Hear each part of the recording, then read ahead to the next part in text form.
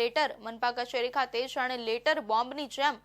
ફૂટ્યો હોય તેવા દ્રશ્યો સામે આવ્યા હતા। રાજકોટ મનપા કમિશનરને પત્ર લખવામાં આવ્યો હતો। આ તકે લેટર વિશે વાત કરવામાં આવે તો ગત તારીખ 25 ઓક્ટોબરના રોજ વોર્ડ નંબર 14ના કોર્પોરેટર અને સેનિટેશન કમિટી વિભાગના ચેરમેન નિલેશ દ્વારા રાજકોટ મનપા કમિશનર ડીપી દેસાઈને એક પત્ર લખવામાં આવ્યો હતો।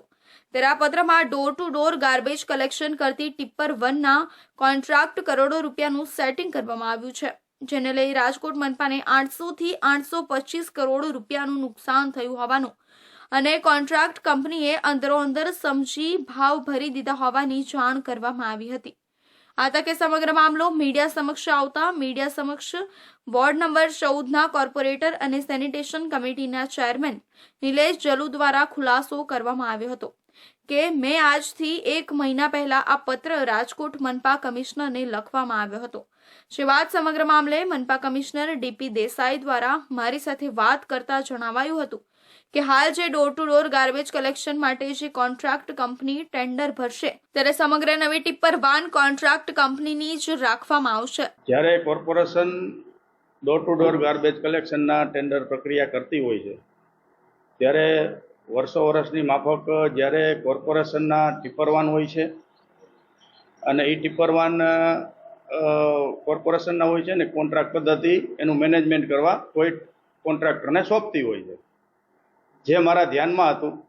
જેના હિસાબે મને જ્યારે આ ખબર પડી કે ભાઈ આટલી રકમ છે, એટલે મેં કમિશનર સાહેબને એ રીતના લેટર લખ્યો હતો કે ભાઈ આટલું બધું મેનેજમેન્ટના કોઈ દી આટલા બધા પૈસા હોય નહીં, આપણા વાહનો છે, આપણી બધી સાધન સામગ્રી છે, આપણા બધા ગ્રાઉન્ડ આપણે આપી છીએ, છતાં આજે આટલું મેનેજમેન્ટના ન હોય। પણ જ્યારે ટેન્ડર ખરા અર્થમાં જ્યારે બહાર પડી ગયું અને પછી મારા ધ્યાનમાં નહોતું એ ટેન્ડર કે એમાં જે નવી સિસ્ટમ હતી